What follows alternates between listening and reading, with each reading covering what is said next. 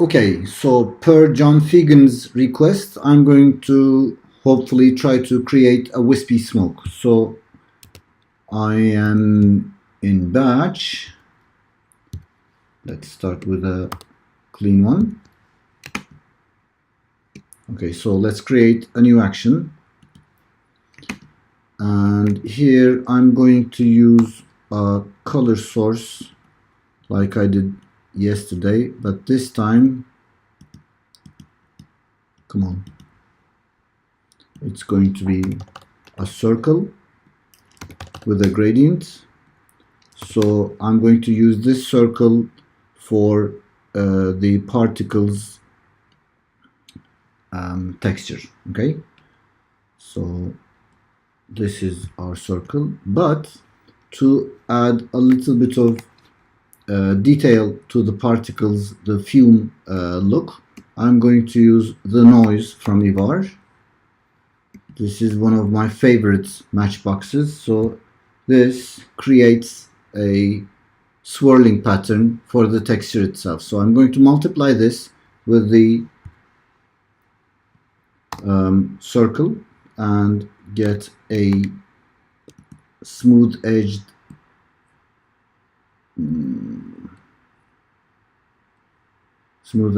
texture for the particle. Okay, so this is my particle. This is going to be my texture for my particle. Okay, so let's go ahead and create a light. This is going to be our emitter, and I'm going to put it at 0 depth, so it's actually right here in front of the camera, hopefully. And I'm going to create a particle generator. Okay, so as you know, I use the region all and squares, and I need to turn off the shading of the light to see the particles. At the moment I don't see any of them, so what gives?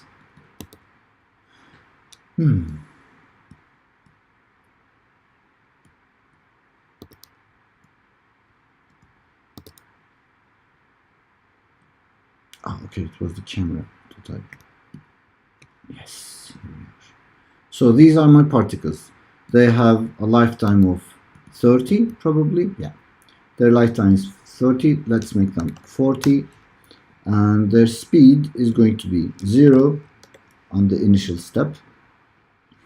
And then what I'm going to do is I'm going to add my favorite particle manipulator, which is the function one that we talked about yesterday.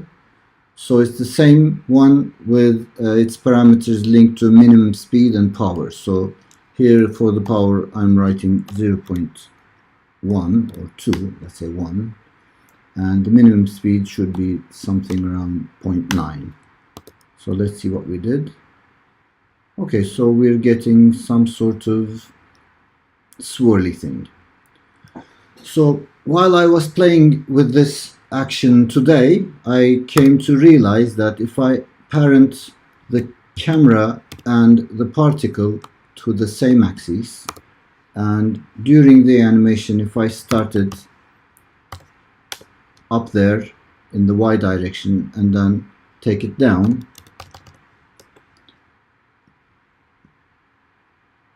it's going to create particles going up. Remember that this is making the particle move through the turbulence, so it gives the feeling that the dust or the smoke is going up. So let's make this start from, like, I don't know, 500. Okay, and we have to add a diffuse map to the particles. Diffuse map. Okay, let's see. Yes, something is going on there, definitely. But to create a nice looking texture, or a nice looking particle stream, I need to make these particles big.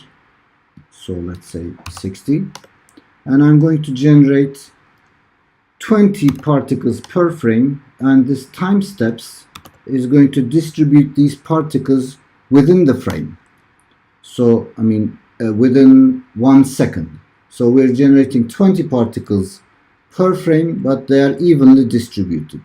So you see that we're getting something like a swirling thing, but at the moment its transparency it's not looking good. So what we can do here is change the particles type to add, blending mode to add, and it's looking much better.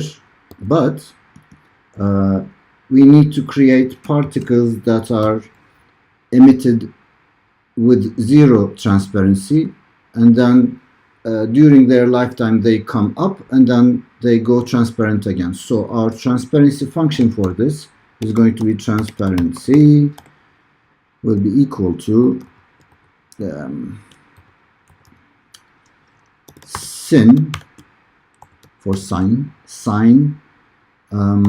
lifetime I, which is per particle, and I multiply that with the number pi because we're translating from degrees to radians, never mind, and I multiply this with a power variable so I can tune it down easily using the power parameter here.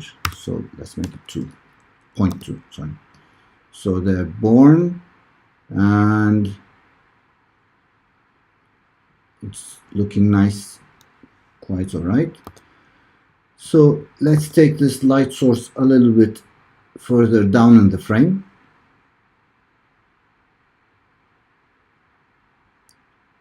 Still looking good. So maybe what we could do is make these particles a little bit bigger. When you make them bigger, of course, the additive function makes them too much white. So we go here to the transparency and pull down this variable to 0.1, so we get a smoother looking tendril. So we feel the tendrils. We can even make it go faster by lowering the number to 10, number of particles per frame, and the time steps to 10. This might show up as small bandings that you can see here. Well, we don't even see them. Okay, nice. But the turbulence is still a bit too tight, so let's make it 0.02 to make bigger swirls. Sorry, that was for small swirls. So 0.005. This is going to give me bigger swirls for the turbulence. Okay.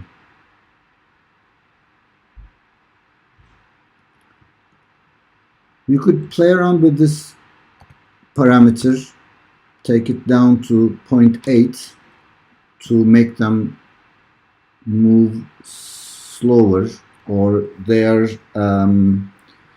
affected slower. Their speed is getting turned down. And let's make their lifetimes a little bit longer.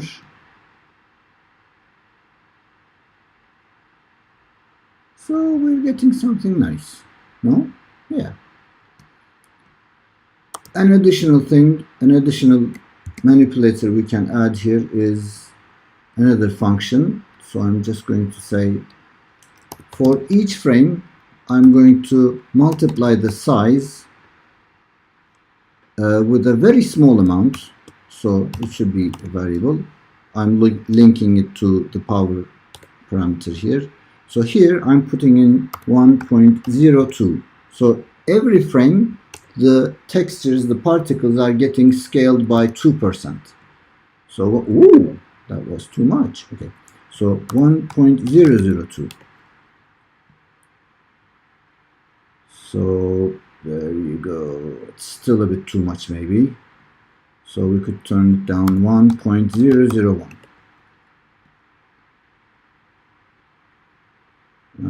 There we go. Okay, I think so.